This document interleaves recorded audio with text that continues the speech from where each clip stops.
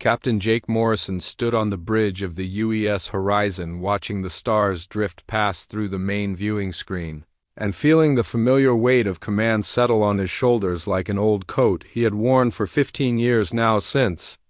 taking control of this exploration vessel that carried a crew of 200 souls across the dark spaces between worlds, where humanity had built its quiet empire far from the wars and conflicts that burned across the galaxy like distant fires.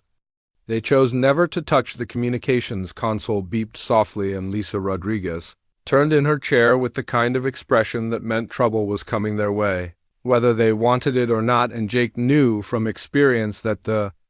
universe rarely asked permission before dumping problems into their laps, especially when they were running survey missions in the outer reaches where strange things happened and stranger signals bounced between the stars carrying messages that were sometimes better left unheard. Lisa pressed her earpiece deeper, and her face went pale as winter moonlight, while she listened to whatever was coming through the static and electromagnetic interference that plagued this region of space where 3 different star systems created overlapping gravity wells that played havoc with normal communications equipment and made navigation a careful dance between plotted courses and real-time adjustments that kept them from drifting into asteroid fields, or worse. Jake moved to her station and leaned over her shoulder to hear the transmission that was coming through in bursts of clear signal mixed with static that sounded like screaming wind, and the voice that emerged from the chaos spoke in accented English that carried desperation like a physical weight that pressed against their hearts and made the bridge crew lean forward in their chairs as if getting closer to the speakers would somehow let them reach across the void to help. The voice belonged to someone calling himself Veltar, and he spoke for the Zephyrian people, whose world was burning under the guns of something called the Krex Empire that had arrived without warning and begun systematic destruction of cities and orbital stations while demanding complete surrender to an authority that recognized no limits to its hunger for conquest and control over every living thing that drew breath. Beneath alien suns, Jake listened to the desperate plea for assistance that painted pictures of blue-skinned people dying in streets that ran with strange colored blood while their children hid in underground shelters that grew smaller and more crowded with each passing hour as the bombardment continued from ships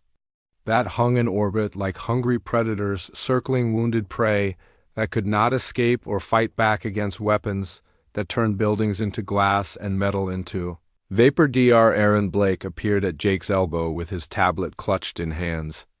that shook slightly from excitement or fear or both, and his voice carried the kind of urgency that scientists got when they discovered something that changed everything they thought they knew about the universe and the way it worked according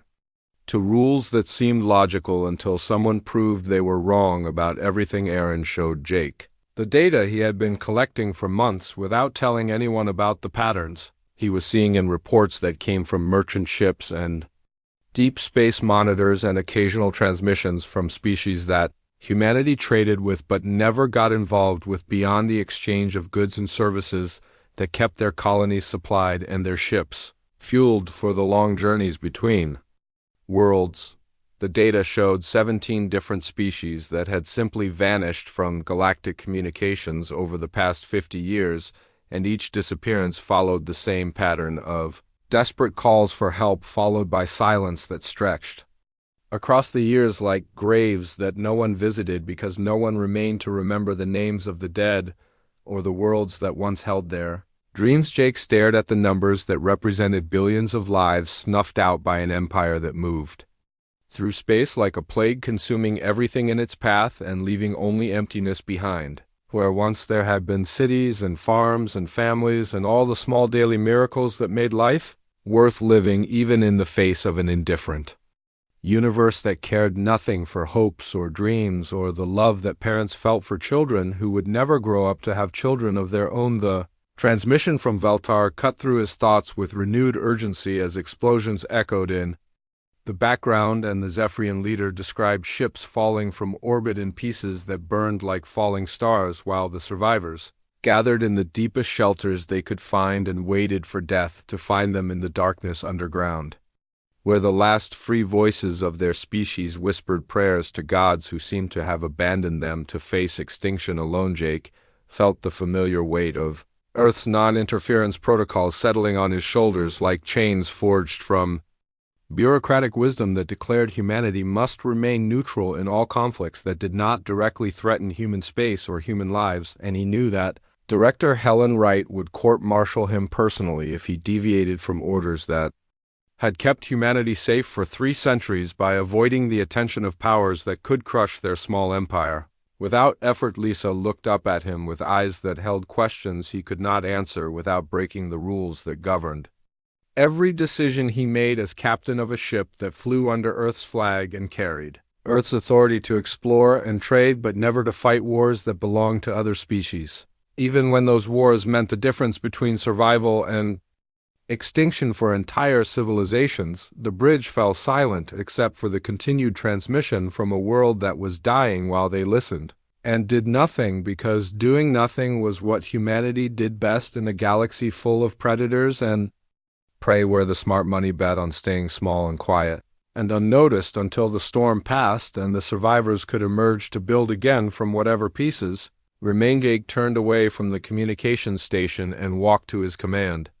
chair, where he sat down heavily and gave the order that felt like swallowing broken glass, while Veltar's voice continued to plead for help that would never come from humans, who had learned that silence was the price of survival in a universe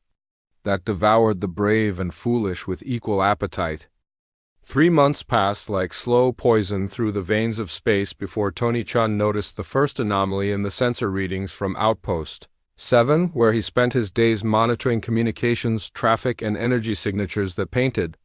invisible pictures of ships moving between stars and weapons charging for battles that humanity watched but never joined, like spectators at a gladiator arena who cheered for no one and bet on nothing but their own continued invisibility. The anomaly appeared as a shimmer in the electromagnetic spectrum that lasted for exactly 3.7 seconds before vanishing completely and leaving behind only the normal background radiation that filled space between worlds, like cosmic static that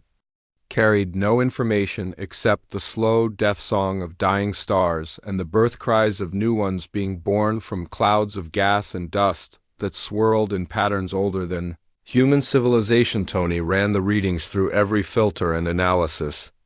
program available to the Outpost computers, and each scan revealed the same impossible result: that something had been there watching and recording and transmitting data to unknown recipients before disappearing so completely that even the most sensitive instruments could find no trace of its passage through space that held memories of everything that had ever moved through it. If you knew how to read the signs, he called Dr. Aaron Blake to the sensor station, and together they stared at displays that showed energy patterns unlike anything in the databases that contained 3 centuries of human exploration and contact with dozens of alien species, whose technology ranged from primitive chemical rockets to exotic matter drives that bent space around ships like folded paper, that allowed faster than light travel without violating the laws of physics that governed how the universe worked according to human understanding. Aaron pulled up comparison charts that showed similar anomalies detected near every major conflict zone in the past decade, and the pattern that emerged made Tony's blood run cold as winter wind, because it suggested someone was watching and cataloging every military engagement in known space and recording detailed information about weapons, capabilities, and tactical doctrines and defensive strategies that could only be useful to someone planning larger-scale warfare on Earth in a windowless office buried deep beneath the Colonial Intelligence Division headquarters. Kate Williams discovered the same pattern while analyzing reports that came from merchant ships and diplomatic missions and deep space monitoring stations that humanity maintained throughout their territory, like a web of electronic senses that felt the pulse of galactic civilization and reported back to analysts who tried to make sense of information that often made no sense at all. Kate specialized in finding patterns that others missed, and her computer models had identified 17 separate instances where the mysterious observers had been present during conflicts that resulted in the complete destruction or disappearance of entire species, and the correlation was too strong to be coincidence, but too subtle to be detected without the kind of analysis that required patience and intuition and the willingness to believe that impossible things happened regularly in a universe that operated according to rules that humans barely understood. She tried to report her findings to her supervisor, who dismissed her concerns as pattern recognition, run wild, and told her to focus on threats to human space rather than chasing shadows that might or might not represent actual intelligence gathering by unknown entities whose motives and capabilities remained completely mysterious and therefore not worth the time and resources required for proper investigation. Aaron made his breakthrough on a Tuesday morning when the coffee was particularly bad, and the routine scan of intercepted transmissions revealed a burst of data that his new decryption algorithms managed to partially decode before the signal scattered into random noise that could have been anything from stellar wine to equipment malfunction, but was neither, because the decoded fragments contained detailed assessments of human military capabilities, written in mathematical notation that was both alien and familiar. The partial translation made his hands shake as he read references to human population centers and defensive installations and fleet deployment patterns that were accurate down to decimal places that suggested months or years of careful observation by entities that possessed technology advanced enough to remain completely undetected while gathering intelligence that could only be intended for military planning on a scale that encompassed all of human space. The decoded message contained a phrase that translated roughly as "sleeping giant," followed by numerical assessments of human industrial capacity and technological development rates and recommendations for what the translation software rendered as preemptive neutralization, using methods that would minimize resource loss and maximize territorial acquisition efficiency. Aaron sent his findings to Kate Williams through encrypted channels that bypassed normal intelligence reporting procedures, because he suspected that normal channels were being monitored by the same entities that had been watching human space with the patient attention of predators studying prey before deciding when and how to strike for maximum effect with minimum risk to themselves. Kate received the transmission while investigating reports of communication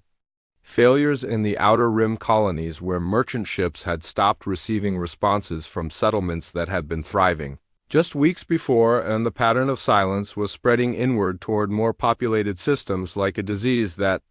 killed voices before it killed bodies and left only empty space where once there had been human voices singing the small songs of daily life. Her investigation into the silent colonies was blocked at every level by officials who claimed the communication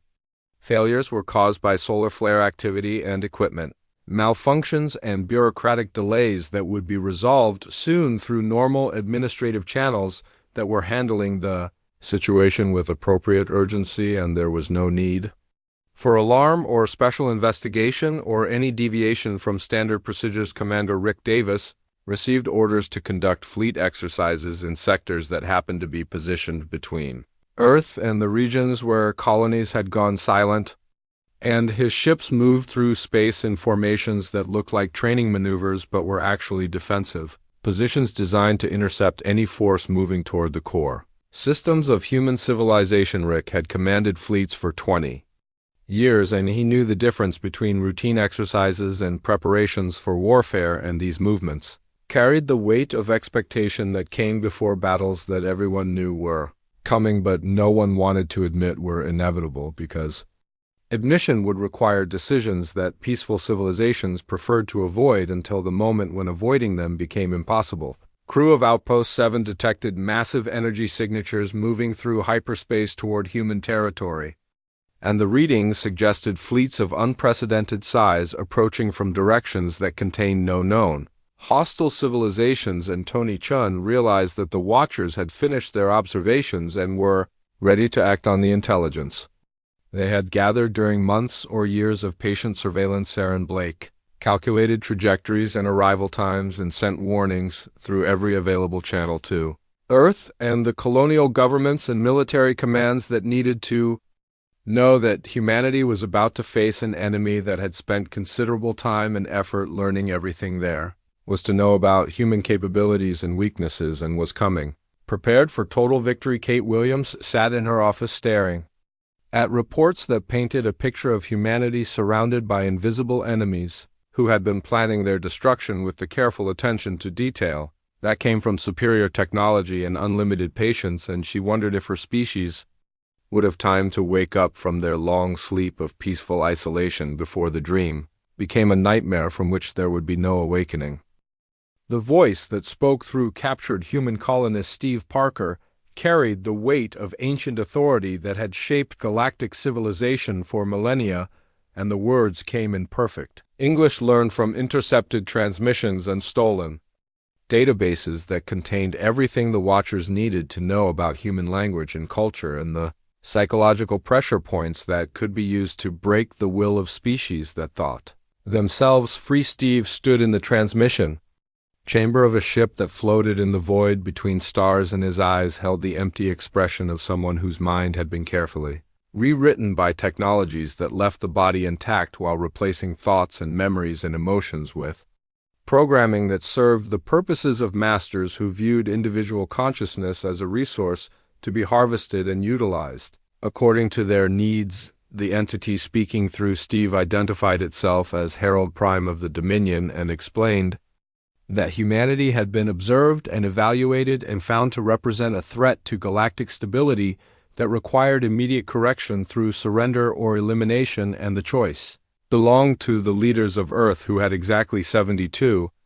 hours to respond with complete submission to Dominion authority or face the consequences of resistance. Admiral Nancy Foster received the transmission in her office at Fleet Command headquarters and listened to the ultimatum while studying tactical displays that showed the approaching Dominion fleets arranged in formations that suggested centuries of experience in conquering species that had never faced coordinated assault by enemies who possessed overwhelming technological advantages and unlimited patience. Nancy had spent 40 years preparing for the war that everyone hoped would never come, and she understood that the Dominion represented exactly the kind of threat that humanity's long isolation had been designed to avoid, because fighting an enemy that controlled most of the galaxy was not warfare but suicide unless the defenders possessed advantages that their attackers did not expect or understand. Dr. Aaron Blake worked frantically in his laboratory aboard Outpost 7, analyzing every piece of Dominion technology that the sensors had detected during their approach, and his computers painted a picture of enemies who relied on numerical superiority and technological coordination rather than innovation or adaptation to overcome resistance from species that lacked the resources to fight back effectively. Aaron discovered that Dominion technology followed predictable patterns that suggested a civilization that had achieved stability through conformity and control, rather than the chaotic progress that characterized human development, where every problem generated multiple solutions and every solution created new problems that required even more creative approaches to overcome. The analysis revealed that the Dominion had survived for thousands of years by being the first to attack any emerging civilization that showed signs of becoming a threat, and their standard tactics involved overwhelming initial assault followed by systematic destruction of industrial capacity and the enslavement of surviving populations who were integrated into the Dominion hierarchy according to their usefulness. Captain Jake Morrison received emergency orders to evacuate human colonies in the path of the Dominion advance, and the Youth Horizon raced through hyperspace toward New Haven, where 2 million settlers had built a thriving agricultural world that exported food to dozens of other colonies throughout the sector and represented the kind of target that invading armies always destroyed. First to break the will of defenders, the evacuation of New Haven became a race against time as transport ships loaded families and equipment, while Dominion scouts probed the outer system with sensors that mapped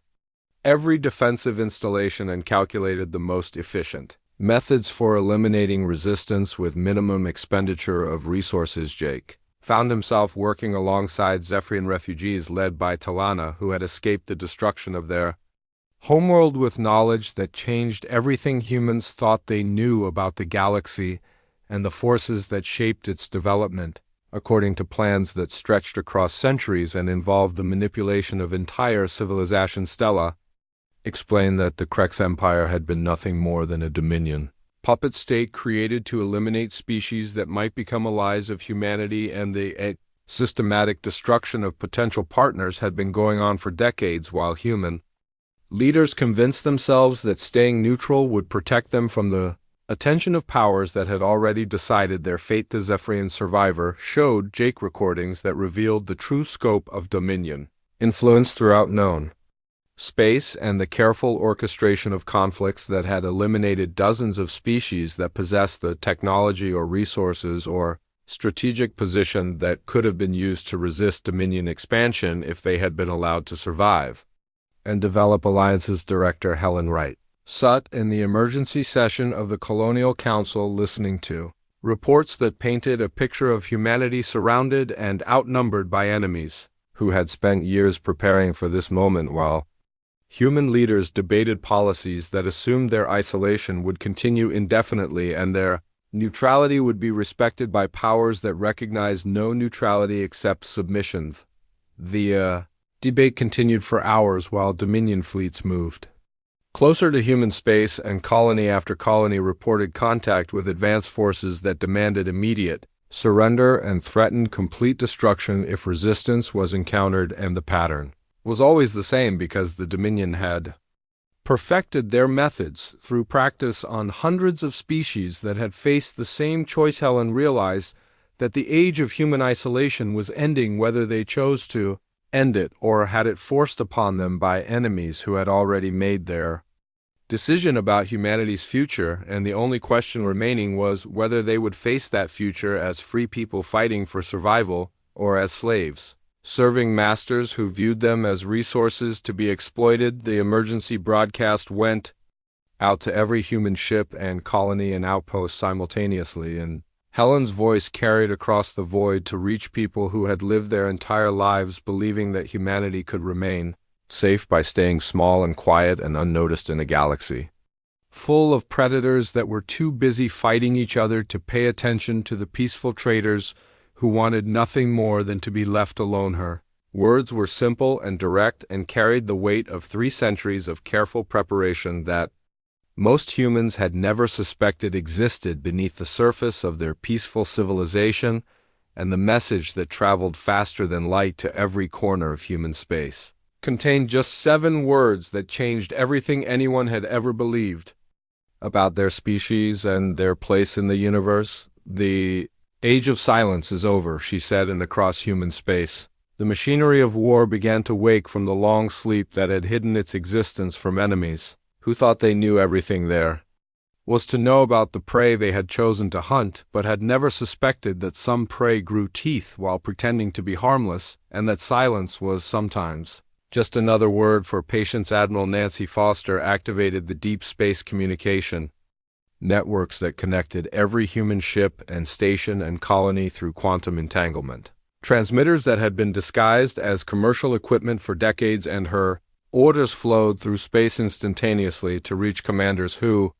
had been waiting their entire careers for the moment when they could finally show the galaxy what humanity looked like. When it stopped pretending to be weak, the Dominion had made their choice, and now humanity would make theirs, and the galaxy would learn the difference between a species that chose to be silent and a species that had nothing to say until the moment when words became unnecessary and action spoke louder than any voice that had ever carried across the void between worlds, where civilizations lived and died according to their willingness to fight for the right to exist.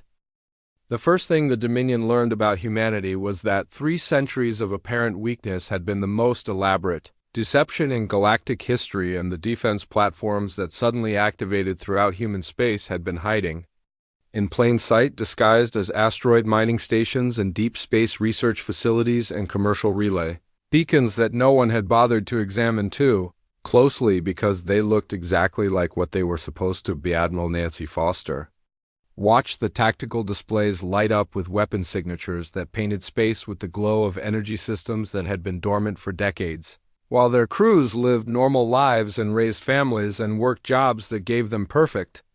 cover for maintaining equipment that could turn battleships into expanding clouds of superheated plasma in the time it took to blink. Twice the UES horizon shed its disguise like a snake shedding skin, and Captain Jake Morrison felt the familiar weight of command chairs that adjusted automatically for combat acceleration while weapon systems came online. with the smooth precision of machinery that had been tested and maintained and upgraded constantly, despite never being used for anything. More threatening than training exercises that most observers dismissed as routine military paranoia, Jake studied the new tactical displays that showed his ship's true capabilities and realized that every exploration vessel in the human fleet had been built according to the same deceptive principles that made them appear harmless to casual observation while concealing firepower that could challenge anything the Dominion had ever encountered in their centuries of conquering species that fought with primitive weapons and outdated strategies. Lieutenant Colonel Ben Torres received orders to defend Kepler Prime, and he smiled for the first time in months, because finally he could stop pretending to be a colonial administrator and start doing the job he had trained for since childhood in schools that taught leadership and tactics disguised as courses in business, management and agricultural engineering and systems maintenance that happened to include extensive training in military logistics. Ben looked at the topographical maps of Kepler Prime and saw not a peaceful agricultural world but a fortress that had been designed by military engineers who understood that the best defenses look like natural terrain features and civilian infrastructure that could be converted to military use within hours of activation by people who had been practicing their roles for years. The Dominion forces that landed on Kepler Prime expected to face frightened farmers and inexperienced militia with hunting rifles and improvised weapons, but instead found themselves fighting coordinated infantry units that used terrain advantages and superior knowledge of local conditions to turn every hill and valley into a killing ground where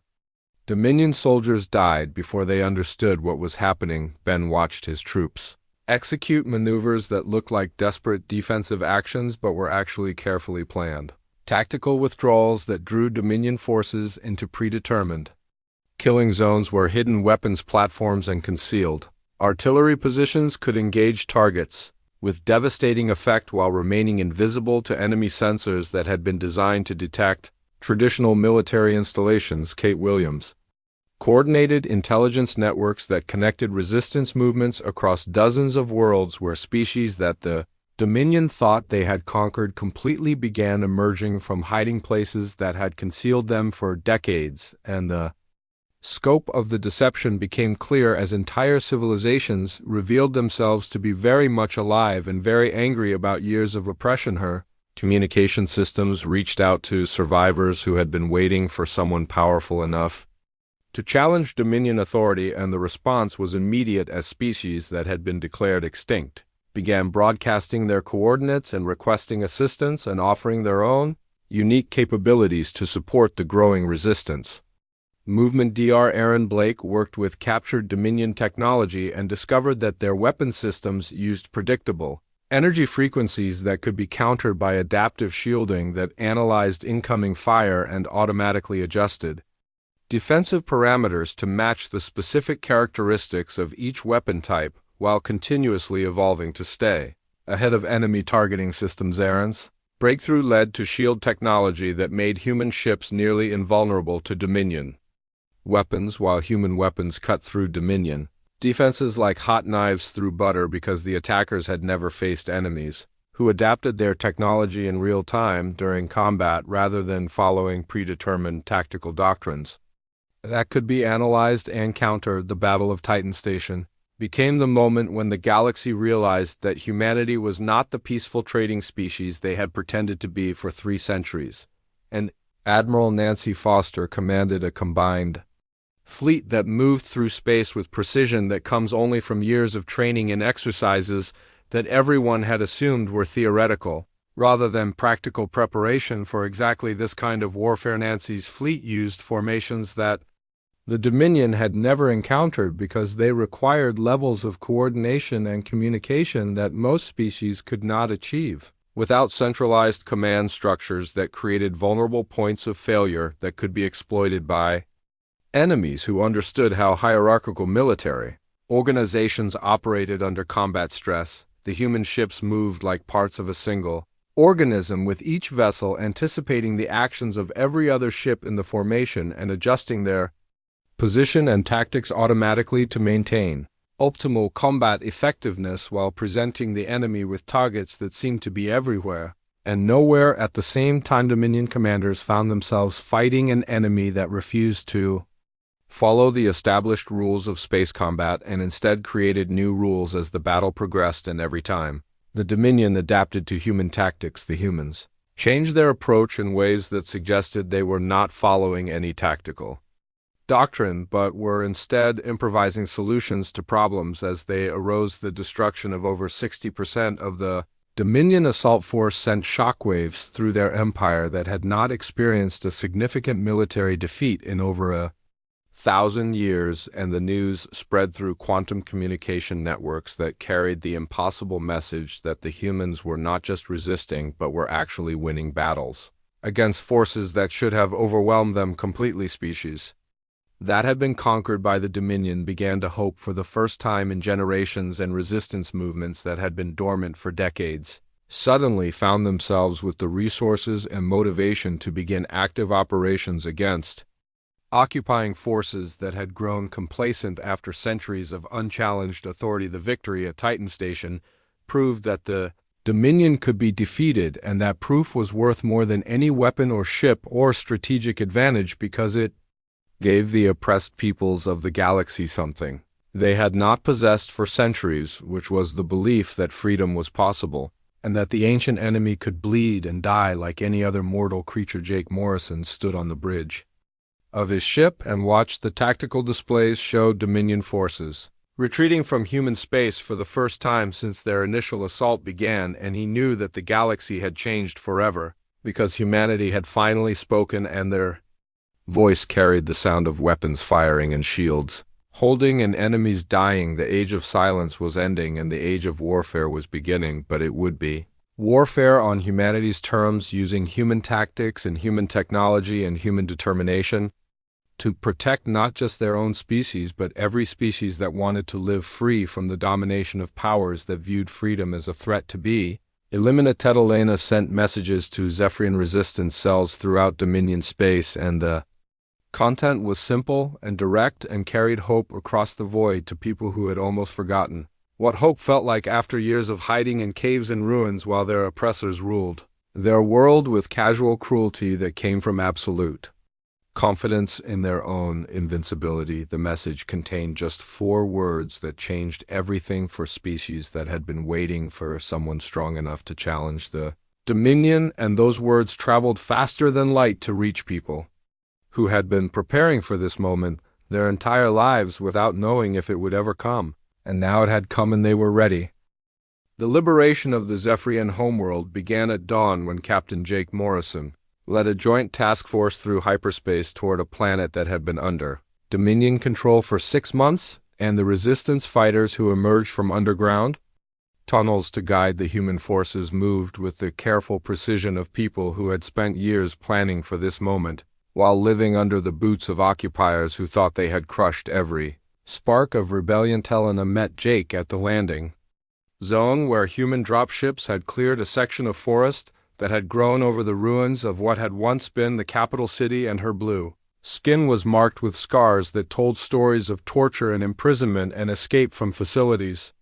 where the Dominion had tried to break the will of anyone who refused to accept their authority as the natural order of the universe. She led him through tunnels that connected hidden chambers where Zephyrian families had lived for months in darkness and silence, while overhead their world was stripped of resources and their people were sorted into categories that determined who would live as slaves and who would die as examples to discourage future resistance efforts. Jake saw children who had never known sunlight and adults who whispered when they spoke because loud voices meant discovery and discovery meant death or worse, and he understood that the Dominion's idea of merciful occupation involved the systematic destruction of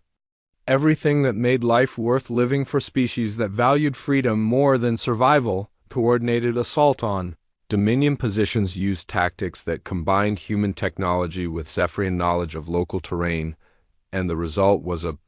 series of lightning strikes that destroyed enemy strongpoints before the occupiers could coordinate their response or call for reinforcements from orbital platforms that found themselves under attack by human ships that appeared without warning.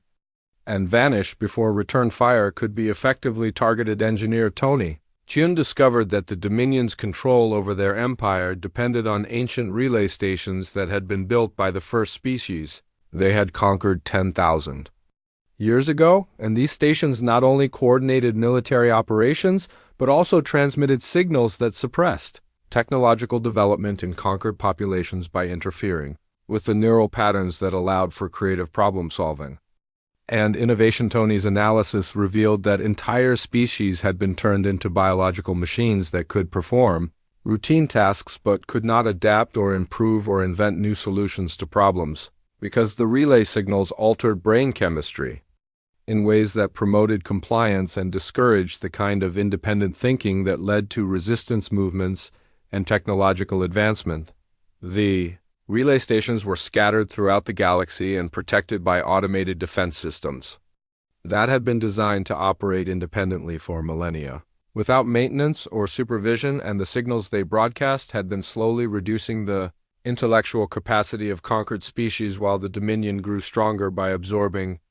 the resources and labor of civilizations that had forgotten how to fight back. Dr. Aaron Blake studied the suppression technology and realized that the Dominion had not conquered the galaxy through superior military might but through a form of technological parasitism that allowed them to harvest the creative potential of other species while ensuring that their victims could never develop the capabilities needed to challenge Dominion authority. Aaron's research showed that billions of beings throughout the galaxy possessed intelligence and creativity that had been artificially suppressed for generations, and the liberation of even a few relay stations would begin a cascade effect that would restore natural cognitive function to populations that had been living as shadows of their true potential. The Liberation Campaign revealed the true scope of galactic civilization as species after species emerged from hiding or threw off their mental shackles and began contributing their unique knowledge and capabilities to the growing alliance that was forming around humanity's leadership and technological advantages. Director Helen Wright faced the most difficult decision in human history when Dominion forces activated planet-killer weapons that were aimed at Earth and 12 other major human colonies, and the choice was simple and terrible because any attempt to negotiate would result in the enslavement of humanity, while any attempt to fight would risk the complete destruction of their civilization. The planet killers were ancient weapons that had been used sparingly throughout Dominion history because they represented the ultimate threat that kept conquered species from ever attempting large-scale rebellion, and their activation meant that the Dominion was willing to destroy entire worlds rather than allow the resistance movement to continue growing. Helen received reports from intelligence networks that showed similar weapons being positioned throughout Dominion space, and the pattern suggested that the ancient empire was preparing for a scorched Earth campaign that would destroy thousands of worlds rather than allow them to fall under the control of the Liberation Forces. Lieutenant Colonel Ben Torres volunteered to lead the mission that would disable the planet killer network, and he knew it was a suicide mission because the weapons were protected by defense systems that made them almost impossible to approach and certainly impossible to escape from. Once the attack began, Ben selected a team of volunteers who understood the stakes and accepted the probability of death as the price of preventing genocide on a galactic scale, and their mission would require them to penetrate Dominion space and reach the central control facility that coordinated all planet killer operations. Admiral Nancy Foster marshaled every available ship for the final assault on Apex Prime, where the Dominion's oldest and most powerful leaders had ruled galactic civilization for 10,000 years from a fortress world that had never been successfully attacked by any enemy force in recorded history. Nancy knew that the assault would require every advantage that humanity possessed, including the element of surprise and the support of liberated species and the adaptive technology that allowed human forces to counter Dominion weapon systems. But even with all of those advantages, the outcome remained uncertain. The battle for the future of galactic civilization would be decided in the next few days, and the stakes were simple because victory meant freedom for billions of beings who had lived under Dominion rule for millennia, while defeat meant the extinction of every species that had dared to challenge The established Order Helana coordinated resistance movements on hundreds of worlds where liberation forces fought to disable relay stations and free their people from mental suppression, while overhead the space battles raged between fleets that represented two completely different visions of what galactic civilization should become. Kate Williams monitored communications from across the galaxy and watched as the pattern of resistance spread from system to system like a fire that consumed everything the Dominion had built over 10,000 years of careful empire building, and she realized that humanity had become the catalyst for changes that would reshape the galaxy regardless of whether they survived the coming battle. The final phase of the war was beginning, and everyone involved understood that the outcome would determine whether the galaxy would continue to be ruled by ancient powers that viewed freedom as a threat or whether new voices would finally be heard speaking the languages of species that had been silent for so long that many had forgotten they ever had anything to say. Jake Morrison received new orders that would take his ship to Apex Prime as part of the largest military operation in human history. And he stood on his bridge looking at stars that held worlds where people waited to learn whether hope or fear would shape their future, and he knew that the age of silence was ending forever. The final battle for Apex Prime began when human ships dropped out of hyperspace in formations that had never been seen before in galactic warfare, and Admiral Nancy Foster watched the tactical displays show Dominion defenses that had protected the ancient fortress world for 10,000 years suddenly facing enemies who fought with technologies and strategies that had been developed in secret while the galaxy assumed humanity was too weak and peaceful to threaten anyone. Captain Jake Morrison led the ground assault through atmospheric storms that had been artificially generated to conceal the planet's surface from orbital observation, and his troops moved through landscapes that showed the scars of millennia of strip mining and industrial development that had turned a once beautiful world into a monument to the Dominion's complete disregard for anything except their own power and comfort. The Dominion's leadership bunkers were carved into mountain ranges that had been hollowed out and reinforced with materials that could withstand direct hits from planet-killer weapons, and the defenders who emerged to meet the human assault carried weapons that channeled the accumulated military technology of 100 conquered civilizations. Jake fought his way through defensive positions that had been designed by military engineers who understood that the greatest fortress was one that could not be passed or ignored, and every corridor and chamber had been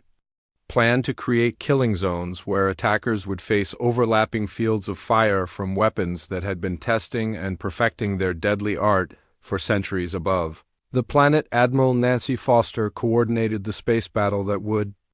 determine whether the ground forces would have time to complete their mission or would be incinerated by orbital bombardment from Dominion ships that appeared from hidden bases throughout the system and converged on the human fleet with weapons that painted space with destructive energies. Kate Williams worked frantically to penetrate the Dominion's central database that contained the complete history of their empire and the locations of thousands of hidden colonies where conquered species had been relocated to serve as labor forces for industrial projects that spanned multiple star systems and had been operating in secret for millennia. Her breakthrough came when she realized that the Dominion security systems had been designed to prevent external attacks but had never been modified to resist infiltration by someone who understood the psychological patterns that governed how the ancient rulers thought about information security and data protection. The database revealed that the Dominion's leadership consisted of survivors of the galaxy's first spacefaring civilization who had convinced themselves that all younger species would eventually destroy themselves through warfare and environmental destruction if they were allowed to develop freely, and that only through strict control could galactic civilization be preserved. Discovered records that showed the true population of the galaxy was nearly 100 times larger than anyone had suspected. Because the Dominion had been systematically hiding entire species in remote systems where they could be used as resources without other civilizations knowing they existed. Dr. Aaron Blake accessed the central control systems that governed the relay network and began the process of shutting down the suppression signals that had been keeping billions of beings in a state of artificial mental limitation for generations, and the immediate effect was like watching an entire galaxy wake up from a dream that had lasted for thousands of years. Aaron watched as communication networks that had been dormant for millennia suddenly came alive with voices speaking languages that had been thought extinct and sharing knowledge that had been suppressed for so long that even the speakers had forgotten they possessed it. Lieutenant Colonel Ben Torres reached the Planet Killer Control Facility and discovered that the ancient weapons were operated by artificial intelligences that had been programmed with the memories and personalities of the Dominion's founders who had died millennia ago but continued to influence galactic civilization through machines that carried their hatred of freedom and changebends. Team fought through automated defenses that responded with tactics that had been developed during the galaxy's first interstellar wars, and the artificial intelligences that controlled the facility treated the human attack as a validation of their creator's belief that younger species were inherently violent and destructive. The Planet Killer Network was designed to activate automatically if the central facility was threatened, and Ben realized that disabling the weapons would require him to interface directly with the control systems using neural connections that would expose his mind to artificial intelligences that had spent 10,000 years perfecting techniques for breaking the will of anyone who opposed Dominion authority. Ben made the connection knowing it would kill him, but understanding that his sacrifice would prevent the destruction of thousands of worlds where billions of beings waited to learn whether they would live free or die as examples to discourage future resistance. The Planet Killers shut down one by one as Ben's consciousness merged with the control systems and overwrote the programming that had held the galaxy hostage for millennia, and his last thought was that silence was finally ending for everyone. Elena led the coalition of liberated species in dismantling Dominion control systems throughout their former empire, and the work was complicated by the discovery that many of the conquered peoples had been so thoroughly conditioned that they could not immediately accept freedom and required careful rehabilitation before they could function as independent beings. The process of liberation revealed the true cost of the Dominion's empire as entire species emerged from hiding with cultures and technologies that had been preserved in secret for generations and began contributing to the growing galactic civilization that was forming around principles of cooperation and mutual respect rather than domination and control. 6 months after the fall of the Dominion, Captain Jake Morrison found himself promoted to Admiral and commanding the Galactic Liberation Fleet that traveled throughout former Dominion space, helping freed species rebuild their civilizations and establish contact with other liberated worlds. Tony Chun supervised the restoration of suppressed technologies and watched as species that had been forced to live at primitive technological levels for centuries began developing innovations that exceeded anything in their historical records because